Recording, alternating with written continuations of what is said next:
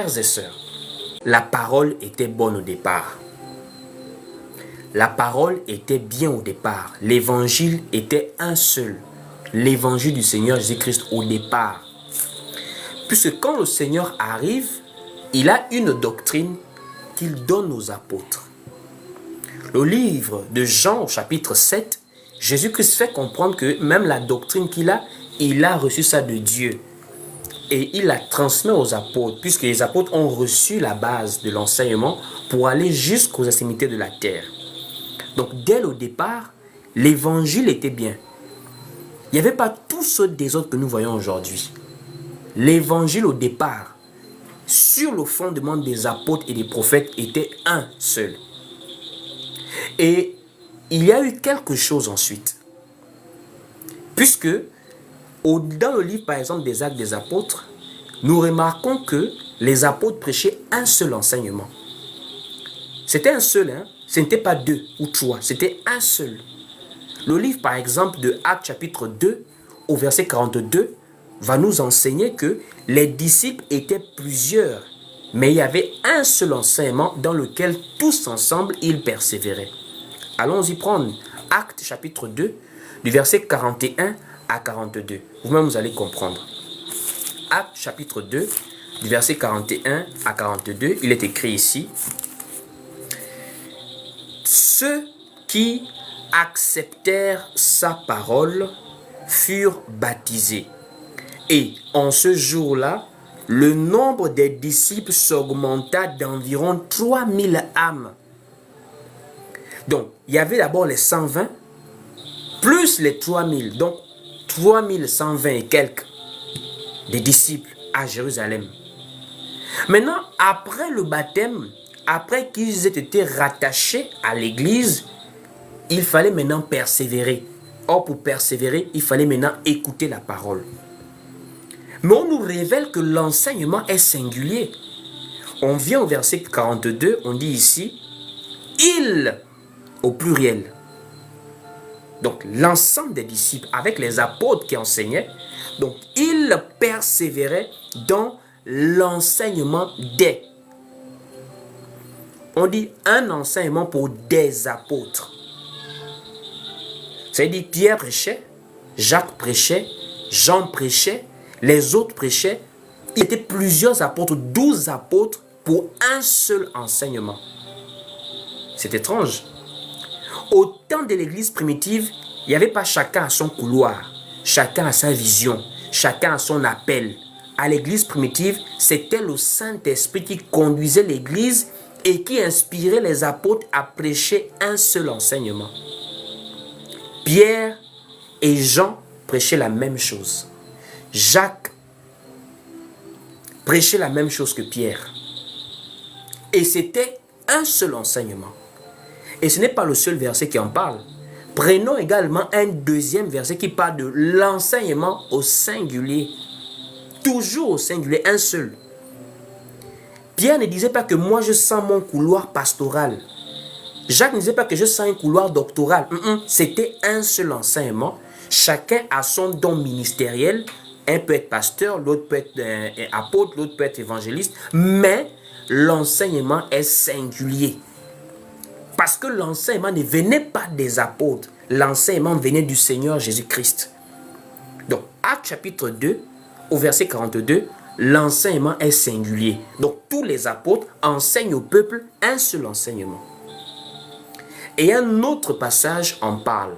Le livre de Actes chapitre 5, au verset 28. La même chose. L'enseignement est singulier. Mais les prédicateurs sont pluriels. Puisqu'on va leur dire vous. Prenons Actes chapitre 5 au verset 28. Il est écrit ici dans Actes chapitre 5 au verset 28. Ne vous avons-nous pas défendu expressément d'enseigner en ce nom-là? Et voici, vous, on pointe du doigt à Jean, à Pierre, aux apôtres. On dit, vous avez rempli Jérusalem de votre enseignement. On n'a pas dit de vos enseignements au pluriel. On a dit vous. Donc, on pointe du doigt à plusieurs apôtres. Ils sont là en face, ils sont en face des sacrificateurs à Jérusalem, du Sanhédrin, qui leur pointent du doigt pour dire on vous a interdit de prêcher au nom de Jésus, non? Mais vous continuez. Mais quand on parle de l'enseignement, on dit votre enseignement. Donc, deux passages bibliques qui nous montrent que les apôtres avaient un seul enseignement. C'est étrange. Mais comment, frère Willy, moi je prêche? Il y a des frères aussi, je vois sur TikTok, qui prêchent aussi la sainte doctrine. Mais, et pourtant, chacun a sa manière de prêcher, par exemple, le ton de la voix. Par exemple, certains points qui peuvent différer. Moi, je peux ajouter des points et eux peuvent ajouter des points. Mais, comment on fait pour savoir que lui aussi prêche la sainte doctrine? Parce que l'enseignement est le même. Mais la manière d'enseigner peut changer. C'est comme à l'école. Quand on dit professeur des mathématiques ou encore enseignant des mathématiques, c'est pas qu'il amène son livre de ses imaginations. Il y a un seul livre conventionnel que l'État autorise pour que les enseignants utilisent pour enseigner les élèves. C'est un seul livre de mathématiques. Maintenant, les enseignants peuvent avoir des démarches explicatives un peu plus différentes les uns des autres. L'autre peut aller plus profond, l'autre peut aller plus simple, mais un seul livre de mathématiques, les démarches sont les mêmes. Voici même pourquoi, quand il y a la correction des examens, on a souvent ce qu'on appelle les harmonisateurs. Dans les salles de correction, là, il y a des moments, par exemple, un enfant a mis une réponse qui n'est pas exacte, mais qui est à peu près. L'autre aussi a mis là-bas, l'autre aussi a mis là-bas. Bon, maintenant, comment corriger les copies s'il y a un enfant qui a mis une réponse qui n'est pas fausse, mais qui n'est pas typiquement vraie? On fait maintenant appel aux harmonisateurs. C'est l'harmonisateur qui permet maintenant de dire, bon, on va accepter telle ou telle réponse. Notre harmonisateur, c'est la parole. Ça veut dire, peu importe ce qu'on peut vouloir dire, il faut que la parole soit d'accord avec nos propos. Et c'est ce qui s'est passé dans les Écritures. Paul et Pierre ne prêchaient pas de la même manière, mais ils prêchaient la même chose. Voici pourquoi vous allez remarquer, Pierre a prêché, il a pris David, il a pris l'Ancien Testament. Paul a fait la même chose. Philippe a fait la même chose. Étienne a fait la même chose. C'est-à-dire chacun pouvait avoir sa main de s'exprimer, mais l'enseignement était singulier. Pourquoi l'enseignement était singulier? Parce que cet enseignement, c'est la saine doctrine. C'est la saine doctrine. Et cette doctrine-là, ils l'ont reçue de Jésus-Christ. Cet enseignement, ils l'ont reçu de Jésus-Christ. Et on va lire le livre de Jean chapitre 7. Jean chapitre 7. Il est écrit ici à partir du verset 15. Jean 7 au verset 15, il est écrit ici.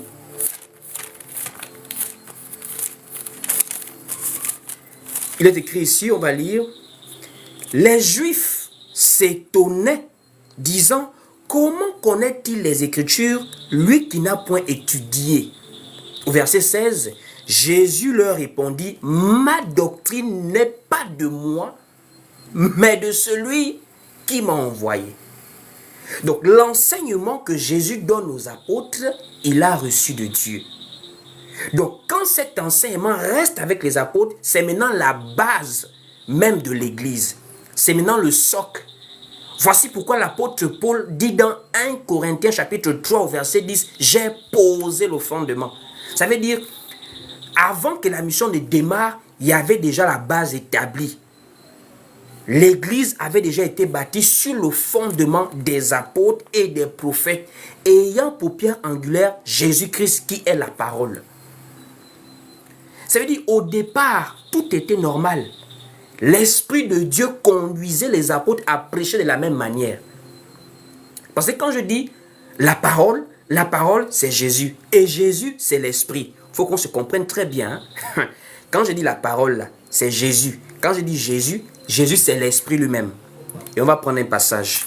On dit ici dans 2 Corinthiens, chapitre 3, au verset 17. Or, le Seigneur, c'est l'Esprit. On dit le Seigneur, c'est l'Esprit. L'Esprit, c'est avec grand E. Donc ça, c'est le Saint-Esprit dont on parle ici. Donc, celui qui nous conduit, c'est Jésus-Christ. C'est la parole qui nous conduit, c'est le Saint-Esprit qui nous conduit. C'est lui qui nous amène à demeurer dans le même enseignement, malgré les grâces de chacun. Moi, j'ai ma manière de prêcher. Un autre frère peut avoir sa manière de prêcher. Mais l'Esprit nous amène à toujours rester sur le fondement.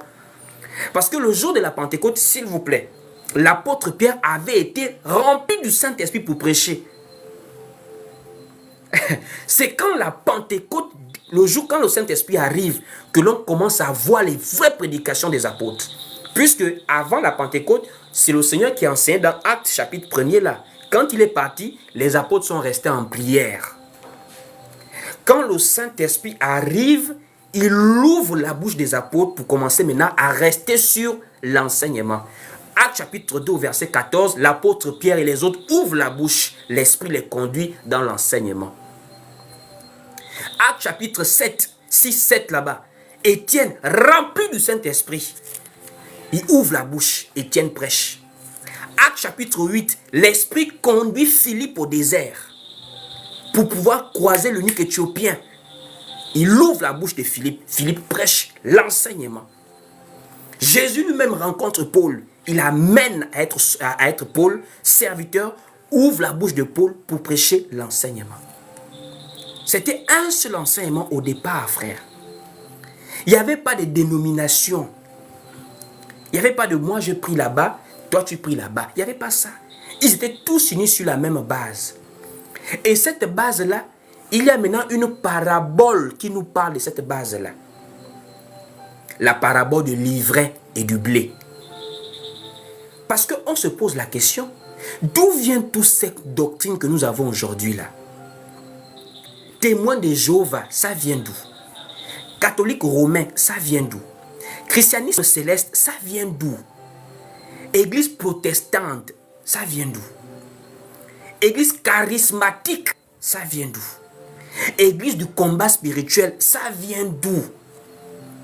Au départ, il n'y avait aucune de ces assemblées-là, aucune de ces dénominations. Au départ, il n'y avait pas de moi, Dieu m'a appelé dans ma vision. Même au Paul, il a été appelé par Jésus quand il était sur le chemin de Damas, mais il est remonté discuter avec les colonnes de l'église primitive, Pierre, Jean et Jacques, pour faire la main d'association afin d'être unis dans l'enseignement qu'il prêchait. Mais de nos jours, c'est chacun. Il ne faut pas qu'on se critique. Dieu a appelé chacun dans son couloir. D'autres, c'est pour spécialistes des démons. D'autres, c'est spécialistes de quoi. D'autres, c'est spécialistes de... Alors que le premier siècle, ceux qui ont commencé l'affaire là, avant nous, ceux qui ont commencé ça avant nous là, ils étaient un. Une seule doctrine. Et comment ils appelaient ça? Ils appelaient ça la saine doctrine. C'est ce que Paul dit à Timothée et à Tite. Prêchez selon la saine doctrine. Selon la saine doctrine. Le mot saine doctrine. Tite chapitre 2 au verset 1er. Tite 2 au verset 1. Paul parle à Tite. Il dit ici dans Tite 2 au verset 1. Pour toi, dis les choses qui sont conformes à la saine doctrine. Quand il dit saine doctrine, c'est la doctrine qui vient du Seigneur. Elle est pure. Parce que doctrine, c'est un mot général. Hein? Quand on parle de doctrine, c'est un mot général. Doctrine, c'est une façon de voir les choses. Il y a la doctrine politique. Doctrine, c'est une façon de concevoir les choses. Ça, c'est notre doctrine, par exemple. Mais la doctrine du Seigneur, c'est la saine doctrine. Ça concerne les choses du royaume. Ça concerne les choses de la vie éternelle. Voici pourquoi on appelle ça saine doctrine. Et dans cette saine doctrine, il y a maintenant plusieurs prescriptions du Seigneur. Puisque la saine doctrine, c'est un seul enseignement, mais qui renferme les différentes prescriptions du Seigneur. Voici pourquoi, dans la grande commission de Matthieu, chapitre 28, au verset 19 à 20, Jésus dit « Et enseignez-leur à observer tout ce que je vous ai prescrit. » Il dit tout comme un ensemble, mais ce n'est pas pluriel. C'est la doctrine saine du Seigneur, mais à l'intérieur, on a maintenant plusieurs prescriptions, les recommandations du Seigneur. Allons-y lire Matthieu chapitre 28 au verset 19 à 20. Matthieu 28 verset 19 à 20, on va lire pour voir comment le Seigneur parle des prescriptions du Seigneur. Les différentes recommandations du Seigneur. Matthieu chapitre 28 au verset 19 à 20, on va lire. Des versets qu'on connaît tous, mais c'est souvent bon de revenir dessus. Matthieu 28 verset 19 à 20, on va lire. Il est écrit ici, « Allez, faites de toutes les nations des disciples, les baptisant au nom du Père, du Fils et du Saint-Esprit, et enseignez-leur à observer tout ce que je vous ai prescrit. » Quand il parle de tout, il parle d'un ensemble. Cet ensemble-là, c'est les différentes recommandations qui font partie de la saine doctrine. Prenons un autre passage pour voir comment c'est un ensemble. Romains chapitre 6 au verset 17. Romains chapitre 6 au verset 17, il est écrit ici, dans Romains 6 au verset 17.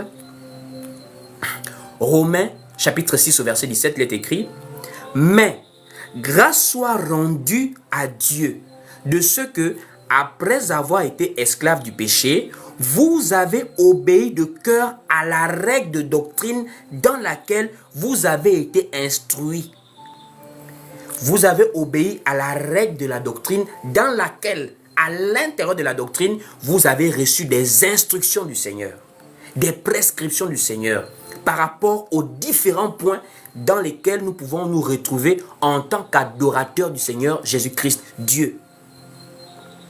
Le donner, don spirituel, la persévérance, la prière, les assemblées, la mission, c'est pas nous qui inventons les choses. Or, dans notre église, Dieu nous a dit que faut qu'on fait les choses comme ça. Tout est dans la doctrine. Tout est dans la manière de donner là. C'est pas un pasteur qui va venir recréer une nouvelle parole. Le donner est dans la doctrine. La manière d'évangéliser est dans la doctrine. Les ministères de la parole, les dons ministériels de ceux qui enseignent là, c'est dans la doctrine. Les dons spirituels sont dans la doctrine. La manière de faire le culte, c'est dans la doctrine. Les réunions, c'est dans la doctrine. Le mariage, c'est dans la doctrine. Tout est dans la doctrine. Donc, on ne vous trompe pas en vous disant non, Dieu m'a dit que chez nous, tout est dans la doctrine, frères et sœurs. Voici pourquoi les apôtres ont fait l'effort d'amener l'église primitive à rester dans la doctrine. Paul dit à Tite, tu vas conseiller les mamans, les papas, les jeunes gens, mais dans tout ce que tu vas dire, reste conforme à la doctrine. Même les femmes mariées, il parle à Tite que tu vas dire aux mamans âgées qu'elles doivent conseiller aux jeunes dames d'être retenues, d'être chastes, mais au départ, peu importe ce que tu vas vouloir leur dire, reste conforme à la saine doctrine. Au premier siècle, c'était bien, les frères. Les gens ne souffraient pas comme nous aujourd'hui. Quelqu'un m'avait posé la question une fois, je crois que c'était une dame, je crois bien. Il m'avait dit, non papa, je suis fatigué. Pourquoi Dieu fait ça? Pourquoi Dieu nous laisse dans l'embrouillamie comme ça? Pourquoi il y a les faux pasteurs, il y a les vrais, on ne sait même plus qui est qui. Elle s'est lamentée, cette dame-là. Je lui avais dit, mais les faux pasteurs sont l'accomplissement des prophéties bibliques. S'il n'y a pas de faux pasteurs, c'est que les prophéties mentent. Si nous croyons aux Écritures, que ça renferme la parole de Dieu, c'est qu'il faut croire ce qui doit arriver. Il y a eu quelque chose qui s'est passé. Puisque nous sommes aujourd'hui en 2024, si on est honnête, en regardant le modèle de l'église 2024 et le modèle de la Bible, ça n'a plus rien à voir. Église de 2024, je parle des dénominationnels, pas la vraie église de Dieu. Je parle de l'église dénominationnelle, système des hommes. Quand on regarde ça, avec le modèle biblique, c'est le jour et la nuit. C'est le black and white. Ça n'a plus rien à voir. Qu'est-ce qui s'est passé? Point d'interrogation. Ce qui s'est passé, c'est la venue des fausses doctrines dans l'église. Au départ, tout allait bien. Quand il y avait des gens mal intentionnés, le Seigneur les exposait. comme Ananias et Saphira, comme Simon le magicien, comme Élymas, comme Démas, comme Alexandre le forgeron. Il y a beaucoup que Dieu lui-même exposait. Mais l'Église persévérait dans la doctrine, dans les différentes assemblées, à Corinthe, à Colosse, à Éphèse, partout. Les gens persévéraient. À Jérusalem, il y avait vraiment... Voici pourquoi l'Église primitive était une église de feu, de puissance. Parce que la parole était à sa place. C'est comme Élie avec les prophètes de Baal. Ce n'est pas la prière d'abord qui a fait descendre le feu. C'est d'abord la base, l'autel. Le lieu où il fallait déposer l'offrande. C'est d'abord là le problème. Quand le fondement est bien établi, frères et sœurs, on ne va plus prier 2 fois. Comme de nos jours. Le feu, sors de ce corps, sors de ce corps. Quand il y a la base, l'homme qui avait légion de démons, Jésus ne l'a pas cherché. Il a vu Jésus à distance. Il a couru devant Jésus pour se prosterner. Il se prosterne. Jésus ne cherchait pas les démons. C'est maintenant cinéma dans l'assemblée, cinéma. Feuille, oh, l'église. C'est-à-dire le démon est en train de tourner dans l'église, quoi. Tu es esprit de quoi? Esprit de... je sais pas quoi. Esprit de séduction. Jésus-Christ, en son époque, les gens blaguent avec Dieu. Allez-y regarder le livre de Marc ou encore Luc. L'homme qui avait légion de démons, il a vu Jésus à distance. La lumière de Jésus l'a perturbé. Ils ont couru aller se prosterner devant Jésus. Au point où l'apôtre Pierre, son ombre, guérissait les malades. Quand la base est établie, on ne cherche pas la puissance avec la torche. L'esprit se meut, l'esprit se met à l'aise. Pierre marche, son ombre guérit les malades. L'apôtre Paul, tu mets un mouchoir sur lui, tu touches un malade, il est guéri. Philippe a bousculé une ville, la Samarie. La parole était à sa place. Quand il y a d'abord la base, la puissance se manifeste. Mais aujourd'hui, c'est la transpiration maintenant. On transpire. C'est-à-dire, on dialogue maintenant avec les démons. Alors que Jésus ne parlait pas avec les démons. Sors, le démon sort. Mais de nos jours, c'est dans 30 minutes de débat avec un démon dans le bâtiment. Tu es qui? Je suis sa grand-mère. Tu veux quoi? Je vais la manger. Démon devient camarade des serviteurs de Dieu. Démon devient camarade des gens dans l'église. Dans l'église sainte de Dieu. Où on doit invoquer la grandeur de Dieu. C'est maintenant le démon qui vient faire le cinéma. Qu'est-ce qui s'est passé, frère? Qu'est-ce qui s'est passé? Il y a une parabole que Jésus avait donnée. La parabole de l'ivraie et du blé. C'est dans cette parabole-là qu'on comprend ce qui s'est passé. Il y a plusieurs paraboles, mais je voudrais commencer par la parabole de l'ivraie et du blé. Dans cette parabole, Jésus nous parle d'un semeur qui représente le Fils de l'homme, Jésus-Christ. Et le semeur sème dans son champ le blé, qui est le bon grain, la bonne semence. Et il sème. Mais le problème, c'est que pendant que les gens de la ville dormaient, un ennemi vient maintenant après. Pas pendant que Jésus-Christ sème. Il vient après Jésus. Et il vient à quel moment? Pendant que les gens dormaient.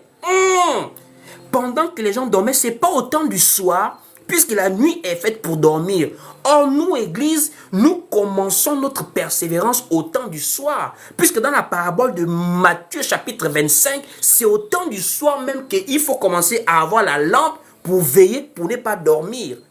Oh mon Dieu. Donc, Jésus sème. Et quand Jésus maintenant part au temps du soir pour laisser l'église persévérer, pendant que les gens dormaient, un ennemi vint. Cet ennemi, c'est le diable qui est venu s'aimer l'ivraie. Et l'ivraie représente les fils du malin, les faux envoyés de Dieu, qui apportent les fausses doctrines, notre thème de ce soir. Allons-y voir la parabole. Matthieu, chapitre 13, à partir du verset 24. Matthieu, chapitre 13, à partir du verset 24, il est écrit ici, on va aller dans la parabole. Matthieu 13, dès le verset 24. On va aller posément. Il est écrit ici. Il leur proposa une autre parabole. Et il dit, le royaume des cieux est semblable à un homme qui a semé une bonne semence dans son champ. Mais pendant que les gens dormaient, son ennemi vint, sema de l'ivraie parmi le blé et s'en alla. Lorsque l'herbe eut poussé et donné du fruit, l'ivraie parut aussi. Les serviteurs du maître de la maison vinrent lui dire, « Seigneur, n'as-tu pas semé une bonne semence dans ton champ? D'où vient donc qu'il y ait de l'ivraie? » Il leur répondit, « C'est un ennemi qui a fait cela. » Et les serviteurs lui dirent, « Veux-tu que nous allions l'arracher? » « Non, dit-il, de peur qu'en arrachant l'ivraie, vous ne déraciniez en même temps le blé. Laissez croître ensemble l'un et l'autre jusqu'à la moisson. Et à l'époque de la moisson, je dirai au moissonneur, arrachez d'abord l'ivraie et liez-la en gerbe pour la brûler, mais amassez le blé dans mon grenier. » Là, c'est la parabole. Ça, c'est pour la foule. Maintenant, les versets qui sont devant, les apôtres vont maintenant se rapprocher de Jésus pour maintenant écouter et comprendre l'explication de cette parabole-là. On va maintenant dans l'explication. On va maintenant à partir du verset 36 en descendant pour voir l'explication de cette parabole. Au verset 36 du même chapitre-là. On est au chapitre 13 au verset 36. Il est écrit ici.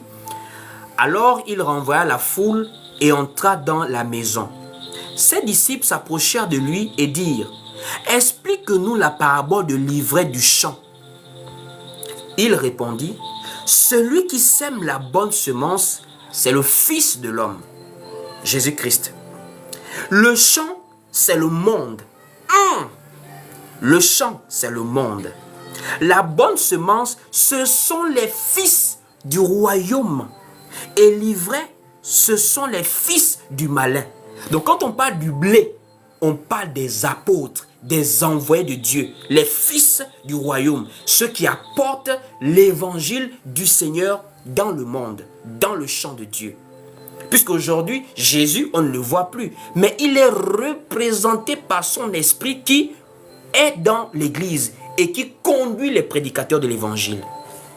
Donc le blé, c'est ce qu'on parlait de l'église primitive. À l'époque, comment les apôtres étaient dans un seul enseignement. Ça, c'était le blé, la bonne semence, le bon modèle, la base même de l'église. La parole du Seigneur, l'autorité de la parole. Ce n'était pas un homme qui était l'autorité, c'était d'abord la parole. Même Paul n'était pas au-dessus de la parole. Même Pierre n'était pas au-dessus de la parole. Tout se réglait sur les Écritures.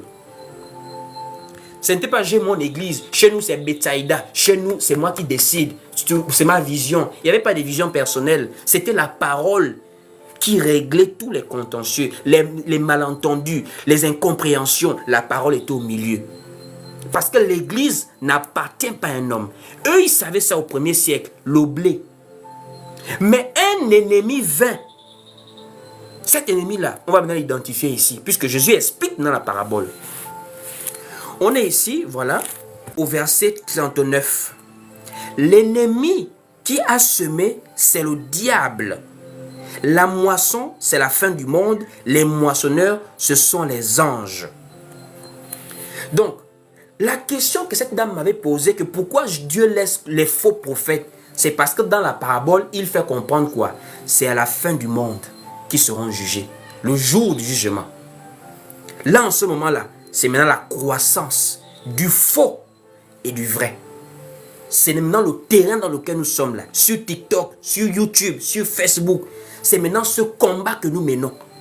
Mensonge contre la vérité sur le monde là. Les séducteurs contre les vrais envoyés de Dieu. Mais nous savons que les séducteurs vont séduire beaucoup de gens. Puisque le livre de Matthieu chapitre 24 au verset 11 nous dit qu'il se lèvera plusieurs faux prophètes qui séduiront beaucoup de gens. Donc on n'est pas impressionné par quand ils font des lives, les gens sont à 3000 connectés. Quand ils font des caravanes, les gens remplissent des stades. On n'est pas impressionné par ça parce qu'on sait que même le monde n'aime pas la vérité en réalité. Le monde a rejeté Jésus, c'est normal que nous là, on ne nous écoute pas. Il n'y a que la vraie épouse de Christ qui écoute véritablement la parole. Puisque Jésus dit dans Jean, j'appelle mes brebis, elles entendent ma voix. Les vrais enfants de Dieu reconnaissent la voix de Dieu.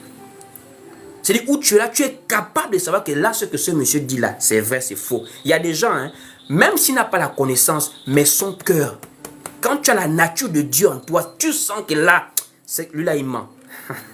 Lui là, il dit la vérité.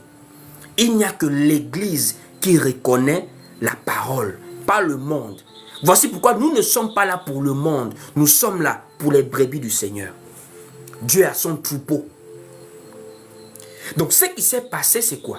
C'est que il y a eu l'avènement des fausses doctrines. Et comment ces fausses doctrines arrivent-elles? Elles sont arrivées par les fils du malin. Les séducteurs qui vont maintenant venir avec des doctrines de démons, des fausses doctrines, des enseignements pernicieux. Ils ne vont pas aller dans la tradition.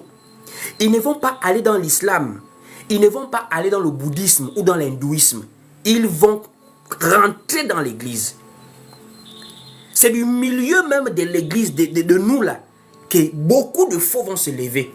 Et c'est l'apôtre Paul qui va maintenant révéler ça. Dans Actes chapitre 20, il dit, il s'élèvera du milieu de vous des loups cruels qui n'épargneront pas le troupeau. Ça veut dire, c'est avec la même Bible qu'on prêche la vie éternelle là. C'est avec la même Bible que les gens vont venir prêcher l'argent. Ils vont venir prêcher les voitures, les jets privés, le développement personnel, le coaching. Avec la même Bible qu'on donne la vie éternelle aux gens pour dire, ça ce sont les saintes lettres qui ressortent la parole. Mais c'est avec la même Bible que quelqu'un vient prêcher maintenant l'argent. Du milieu de vous. Allons-y dans Actes chapitre 20. Au verset 29. Allons-y maintenant. On dit, je sais qu'il s'introduira parmi vous. Donc des gens vont, quelqu'un vient avec son agenda caché. Il sait qu'il est faux. Mais il vient avec le courage. Et il rentre dans les choses de Dieu. Il prend une Bible. Il ouvre un bâtiment. Et il s'auto-proclame homme de Dieu. Paul dit ici, je sais qu'il s'introduira parmi vous, après mon départ, des loups cruels qui n'épargneront pas le troupeau. Et qu'il s'élèvera du milieu de vous. Hey, du milieu de vous. On dit ici, des hommes qui enseigneront des choses pernicieuses pour entraîner les disciples après eux. Paul dit du milieu. Du milieu. Des gens qui ont bien commencé. Mais après, ils ont été attirés par la politique. Ils laissent le sacerdoce, ils deviennent maintenant politiciens pour aller maintenant jouer au dialogue national dans les pays. Ils deviennent maintenant les coordinateurs de beaucoup de choses. Ils rentrent maintenant dans la théologie avec l'État. Pour que tu sois reconnu homme de Dieu, il faut maintenant créer des systèmes de validation avec des diplômes. Beaucoup ont commencé normalement. Mais avec la pression de la politique, la pression du monde actuel, ils se sont compromis. Il s'élèvera du milieu de vous des gens qui enseigneront. Il n'a pas dit qu'ils feront. Attention. Allons-y doucement. Il dit des gens qui enseigneront. C'est pas par enseignement que ces gens viendront. Vous n'allez pas les reconnaître avec le visage. Si ce n'est que les visages là, laissez. Vous ne pouvez pas reconnaître un faux homme de Dieu avec le visage. Mais c'est avec ceux qui l'enseignent. Puisqu'il y a une parole dans le livre de Matthieu chapitre 7 au verset 15. Matthieu 7 verset 15 dit quelque chose. Allons-y lire ça rapidement. Matthieu chapitre 7 au verset 15 nous dit quoi? Nous dit quelque chose ici. Gardez-vous des faux prophètes. Ils viennent à vous en vêtements de brebis, mais au-dedans, ce sont des loups ravisseurs. Bon, maintenant, je te pose une question. Comment peux-tu faire pour reconnaître un loup qui a les vêtements des brebis? Puisqu'il a vêtements des brebis, il ressemble à la brebis. Il ressemble à la brebis. À quel moment tu l'attrapes? Tu l'attrapes maintenant le matin, lorsqu'il va maintenant falloir réveiller les animaux pour faire le bruit. Parce que il y a un monsieur qui avait fait le camouflage aussi dans Genèse, monsieur Jacob, le père des 12 tribus d'Israël. Jacob, lorsqu'il vole la bénédiction d'Ésaü, il y a un problème. Ésaü est velu, il a beaucoup de poils au corps. Et Jacob n'est pas velu. Donc il y a une manière, puisque Isaac était déjà aveugle, il ne voyait plus bien. Donc le seul moyen de reconnaître Ésaü, il disait, viens me toucher mon fils, je vais t'attraper les bras. Jacob ayant compris que non, si je parle, il va dire c'est Jacob, parce qu'il entend, c'est les yeux qui ne voient plus, il entend. Donc le seul moyen de le duper, c'est d'aller prendre la peau d'un animal qui a beaucoup de poils comme Ésaü et de venir vers mon père. Quand mon père va me toucher, il ne va pas se rendre compte. Mais le problème, c'était l'appel d'Isaac. Quand Isaac appelle que est-ce bien toi mon fils Ésaü, Jacob répond oui. La voix le trahit.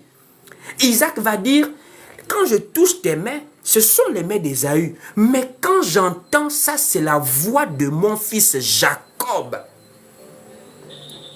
Et c'est la même chose que l'on voit dans Apocalypse. Dans Apocalypse chapitre 13, nous avons une bête qui a 2 cornes comme celle d'un agneau, mais qui parle comme un dragon.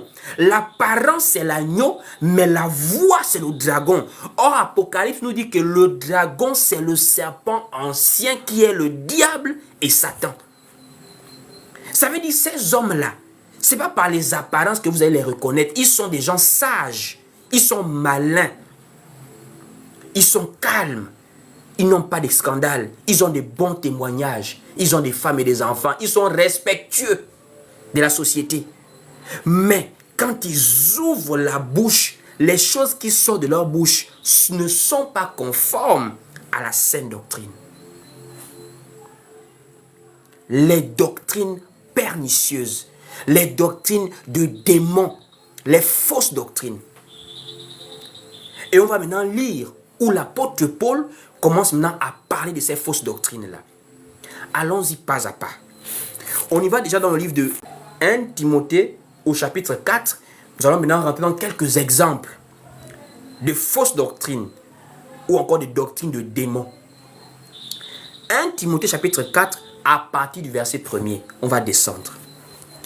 Mais l'Esprit dit expressément que dans les derniers temps, quelques-uns abandonneront la foi pour s'attacher à des esprits séducteurs et à des doctrines de démons. Donc, ce qu'il va dire, la suite, les versets qui vont suivre là, ce sont les doctrines des démons. On est tous d'accord. C'est le français qu'on est en train de lire. Paul dit, il y aura des gens qui vont venir enseigner des doctrines de démons. Donc, allons-y maintenant voir la suite au verset 2 maintenant. Écoutez au verset 2. On dit ici, par l'hypocrisie de faux docteurs, portant la marque de la flétrissure dans leur propre conscience, prescrivant de ne pas se marier.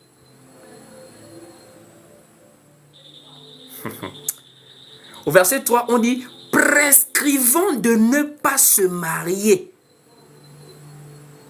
et de s'abstenir d'aliments que Dieu a créés pour qu'ils soient pris avec action de grâce par ceux qui sont fidèles et qui ont connu la vérité. Bon, maintenant on va aller doucement. Est-ce que c'est moi ou c'est écrit? Parce que les religieux vont maintenant venir ici, là, sur le live pour dire non, vous aimez vous nous attaquer. C'est pas moi. Au verset 3, Paul prévient d'abord, au verset 1er, qu'il y a des doctrines des démons. Et il approfondit maintenant dans la révélation. Il dit, des gens viendront prescrire de ne pas se marier.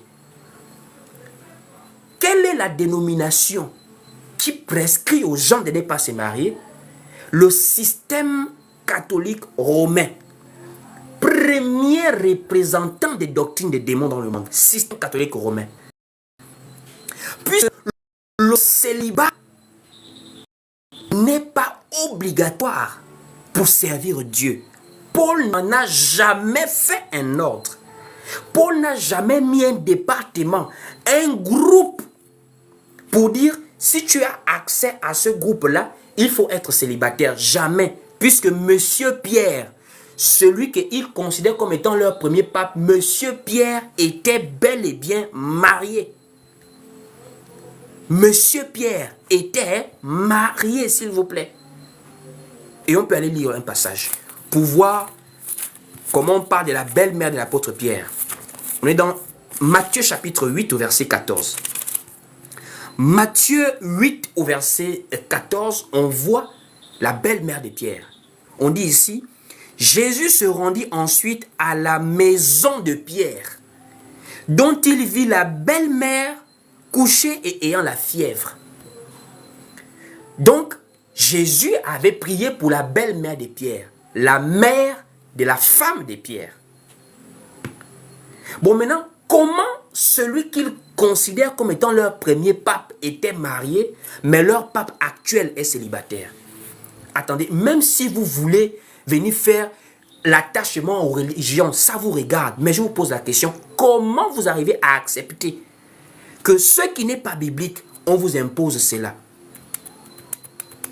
On vous impose cela. Quand l'apôtre parle du célibat, il dit « j'ai reçu une grâce particulière ». Paul parle d'un don particulier. La continence est un don que tu peux avoir. Mais le commun des mortels, celui qui n'a pas la continence, Paul a dit qu'il s'est marié, car il vaut mieux se marier plutôt que de brûler. C'est le fait de brûler qui a créé des pédophiles. Parce qu'ils tremblent, mais par l'hypocrisie du système catholique romain, ils sont obligés de se déclarer chastes, qui n'ont pas des envies, alors qu'ils ont des envies. Et comme il n'y a pas de femmes, ils s'enferment entre hommes, Satan rentre en eux, il regarde le derrière des petits garçons comme le derrière des femmes. Parce que d'abord l'hypocrisie à la base, on n'a jamais imposé cela. Allons-y maintenant, 1 Corinthiens, chapitre 7, pour voir où l'apôtre Paul parle de la continence et voir s'il a fait de ça une obligation. Allons-y lire 1 Corinthiens chapitre 7. On y va dans 1 Corinthiens chapitre 7, on va lire. On y va, nous sommes ici dans 1 Corinthiens chapitre 7, à partir du verset 7. 1 Corinthiens au chapitre 7, à partir du verset 7.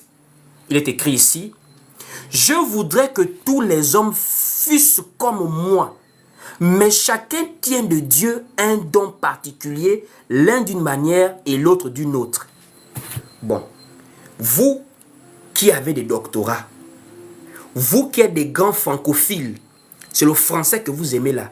Est-ce que le verset n'est pas clair? Paul dit « je voudrais ». C'est un vouloir personnel de Paul. C'est différent de l'ordre. Si tu veux que je te montre où Paul parle de l'ordre, je te donne un passage où Paul parle de l'ordre. C'est différent du vouloir de Paul. Allons-y prendre 1 Corinthiens 9 au verset 14. Tu vas voir la différence entre le vouloir personnel de Paul et l'ordre de la parole du Seigneur.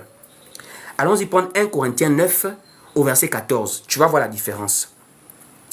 1 Corinthiens 9 au verset 14, il est écrit ici, « De même aussi, le Seigneur a ordonné à ceux qui annoncent l'évangile de vivre de l'évangile. » Là, Paul lui-même se retire, même Paul enlève son nom dans l'affaire là. Il dit, le Seigneur a ordonné. Le Seigneur a ordonné. Un autre passage, 1 Corinthiens 14 au verset 37. Tu veux voir les ordres de Paul. Ou quand Paul parle des ordres par rapport à la parole. 1 Corinthiens 14 au verset 37.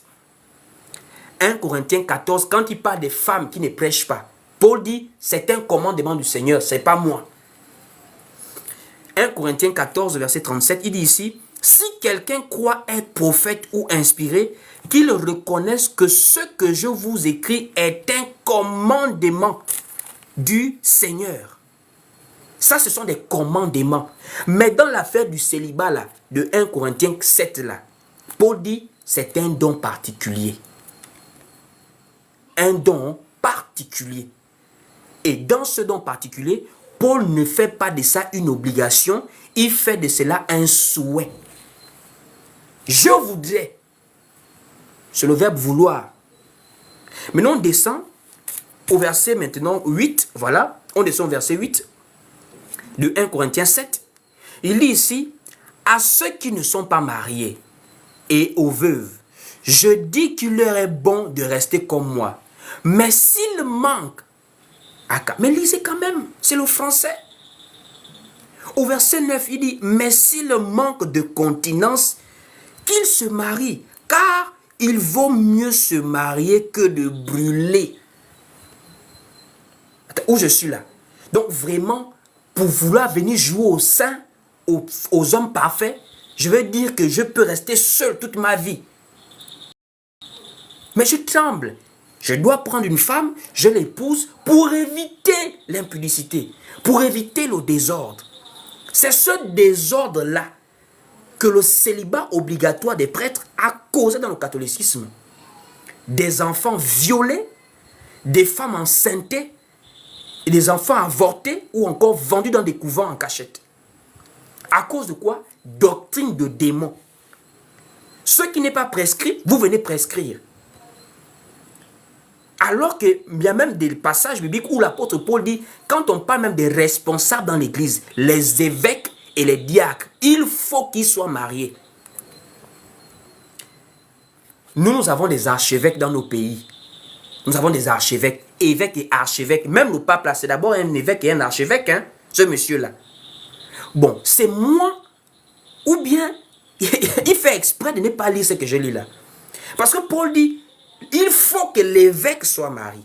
Bon, maintenant, comment Paul dit il faut? Maintenant, un monsieur lui vient dire il ne faut pas. Bon, mais il faut croire qui? Il faut croire quelqu'un qui vient changer la Bible pour ses intérêts, ou bien quelqu'un qui a été envoyé par Jésus pour nous prêcher à nous les nations non juives. Allons-y lire 1 Timothée chapitre 3. On va lire pour voir ce que Paul dit sur les évêques. Parce que pour être pape là, ce sont les évêques, hein, tu gravis les échelons. Tu es d'abord même évêque ou archevêque, comme le pape actuellement, c'est un Argentin, pape François là. C'est d'abord un évêque ou un archevêque. Mais pourquoi il ne respecte pas 1 Timothée chapitre 3? Allons-y lire. 1 Timothée au chapitre 3, nous allons lire. Il est écrit ici à partir du verset, même à partir même du verset 2. 1 Timothée chapitre 3, à partir du verset 2 en descendant, il est écrit ici. Il faut donc que l'évêque soit irréprochable, mari d'une seule femme, sobre, modéré, réglé dans sa conduite, hospitalier, propre à l'enseignement. Il faut qu'il ne soit ni adonné au vin, ni violent, mais indulgent, pacifique, désintéressé. Il faut qu'il dirige bien sa propre maison et qu'il tienne ses enfants dans la soumission et dans une parfaite honnêteté. Car si quelqu'un ne sait pas diriger sa propre maison, comment prendra-t-il soin de l'église de Dieu? Nous avons des grands garçons qui dirigent l'église. Encore que ce n'est même pas l'église, c'est leur système à eux. Un grand garçon, un monsieur célibataire toute sa vie. Alors que Paul dit ici, il faut qu'on ait le témoignage d'un évêque pour voir s'il garde bien sa maison dans la soumission, dans l'honnêteté, sa femme et ses enfants. Mais nous avons des évêques qui sont des papes.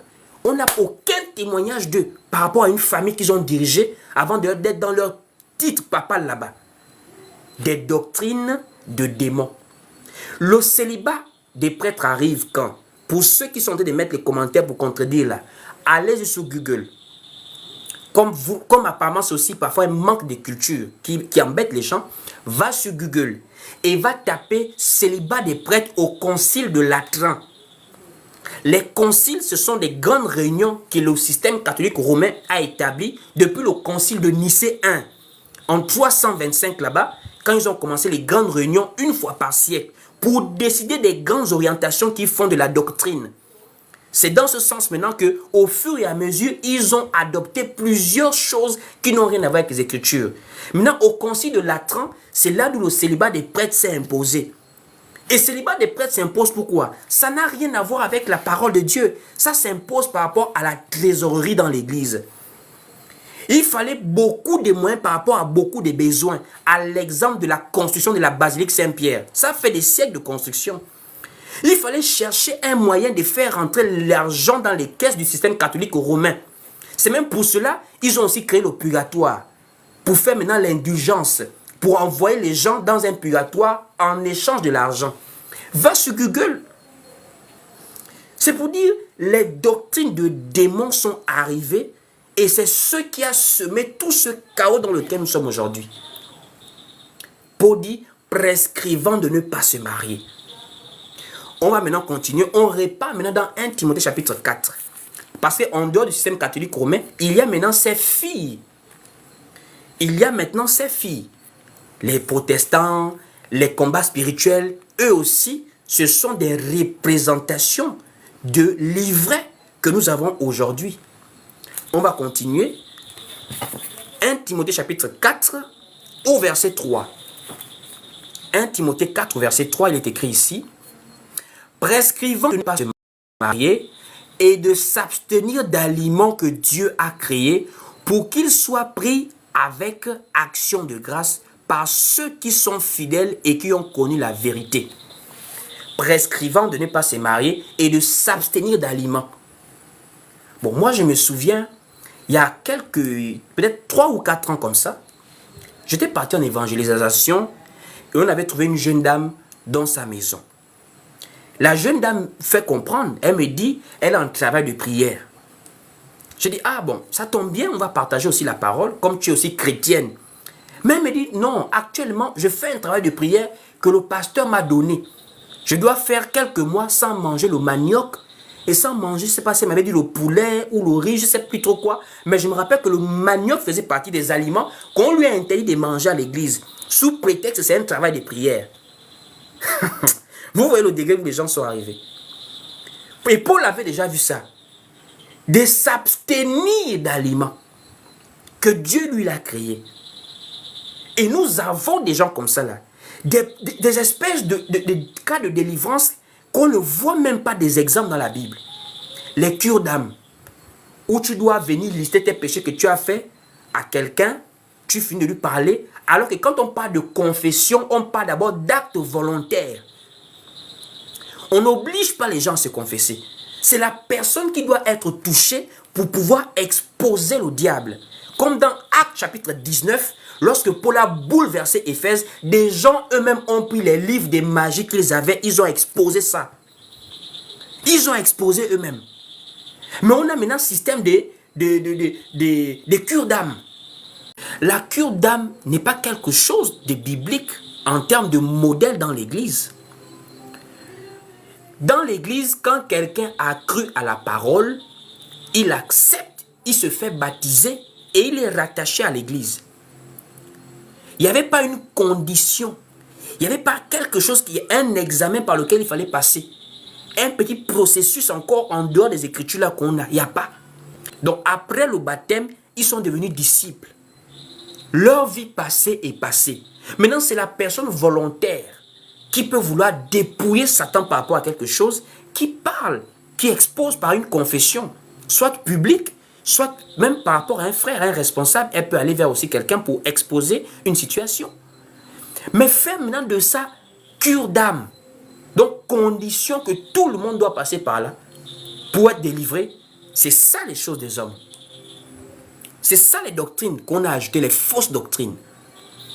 Et dans ça, on va dire, achète l'eau qui vient du Jourdain, achète l'huile, fais un bain, prie pendant 30 minutes, mets la Bible dans telle position, tu vas voir l'année là, il y aura une année de grâce pour toi. Alors que quand on parle des actes, les gens sont venus déposer au pied de Paul. Paul n'a pas soupçonné pour dire vous êtes des sorciers, amenez, je vois. Ils ont amené seuls. On va les lire. Actes chapitre 19. Actes chapitre 19 du verset 18 à 19. On va lire. Actes 19 verset 18 à 19, il est écrit ici. Plusieurs de ceux qui avaient cru venaient confesser et déclarer ce qu'ils avaient fait.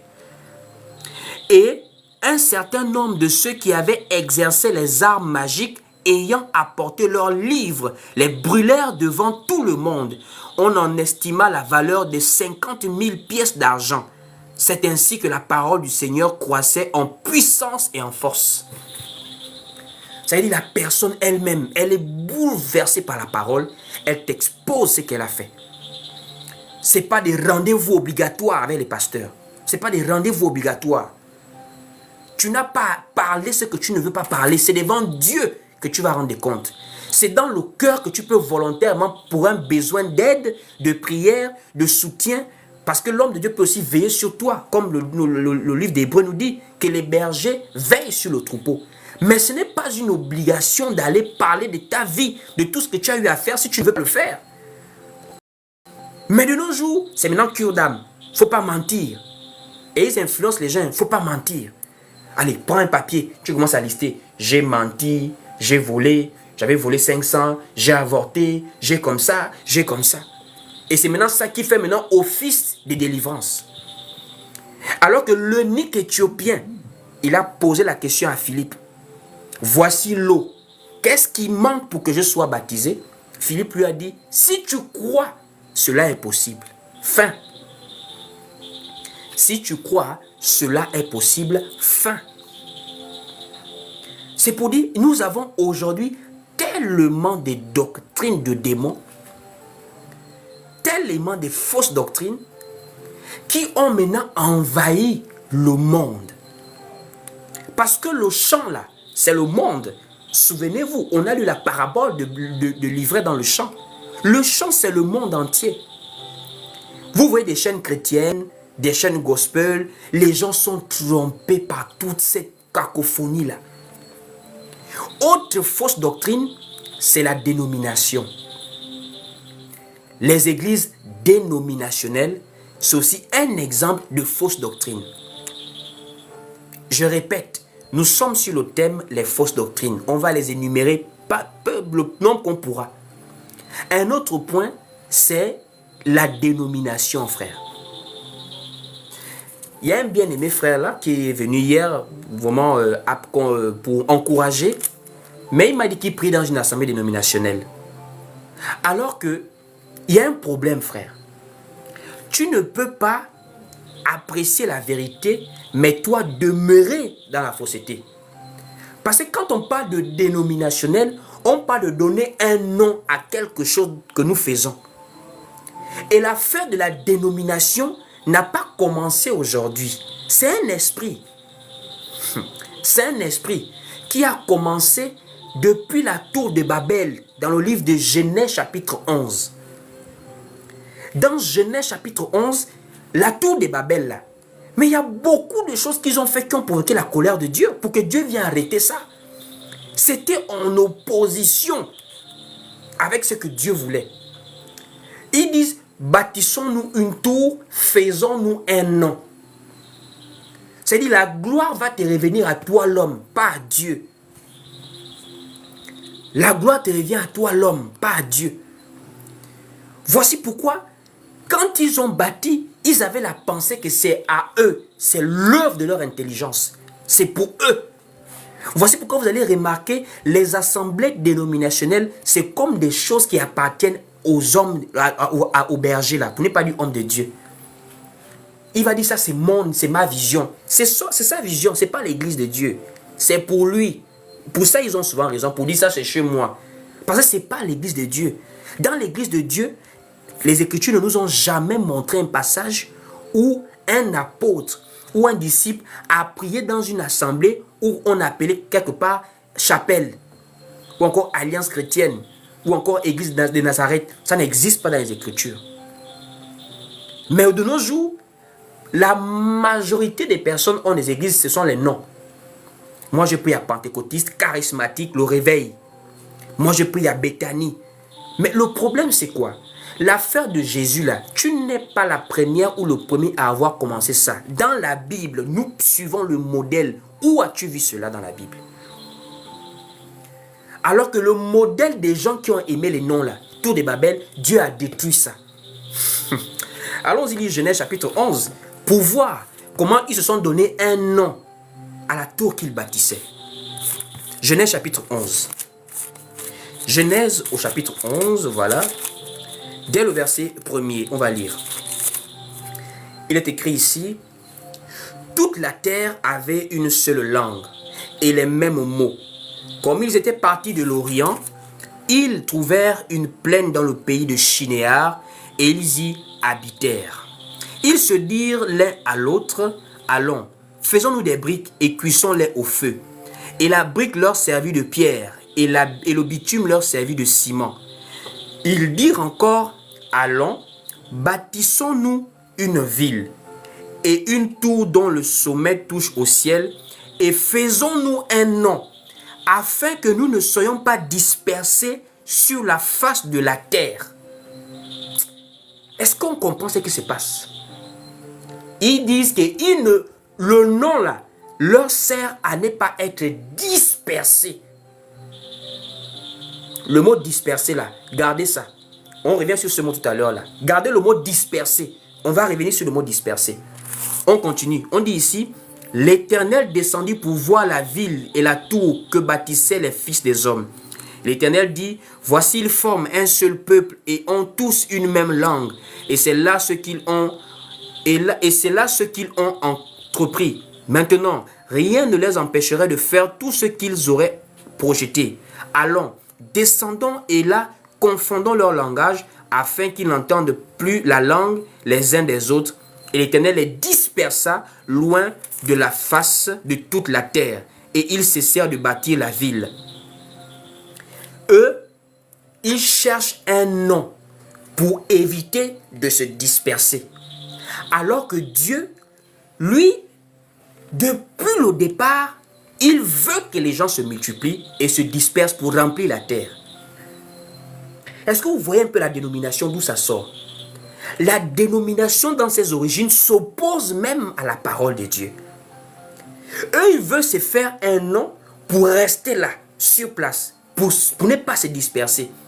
Alors que quand Dieu lui crée l'homme et la femme, il leur demande de se multiplier et de remplir la terre. Comment va-t-on remplir la terre si on ne se disperse pas? Voici pourquoi quand Dieu vient, il confond d'abord les langues et il les disperse. Et c'est la même chose avec l'église. Dans l'église primitive, il y a eu une Pentecôte, 3000 âmes se sont repenties. Ils étaient maintenant bloqués dans Jérusalem. Dieu lui-même a suscité la persécution pour qu'il y ait une dispersion des apôtres, des disciples. Pourquoi? C'est parce que dans le livre de Matthieu chapitre 28, il dit allez. Allez. Faites de toutes les nations, ne vous arrêtez pas. Et dans Actes chapitre 1er, il leur dit la chose, ce qui vous reste encore à attendre au niveau de Jérusalem, de la Samarie là, c'est le Saint-Esprit. Quand le Saint-Esprit viendra en Jérusalem, vous trouvez là, dispersez-vous, allez en Samarie, allez en Judée et soyez mes témoins jusqu'aux extrémités de la terre. Voici pourquoi quand le Seigneur voit que ça retarde lui-même, il vient disperser les disciples. Actes chapitre 8, allons-y lire. Nous allons voir ce qui s'est passé dans Actes chapitre 8, comment la dispersion s'est manifestée. On est dans Actes chapitre 8, au verset 1er. Acte 8 au verset 1er, on dit ici, il y eut en ce jour-là une grande persécution contre l'église de Jérusalem et tous, excepté les apôtres, se dispersèrent dans les contrées de la Judée et de la Samarie. La dispersion. Voici pourquoi de nos jours, les gens qui sont dans les dénominations là, ils ont maintenant des méga church. La pensée de la méga church, c'est qu'on doit rester là. On doit nous connaître.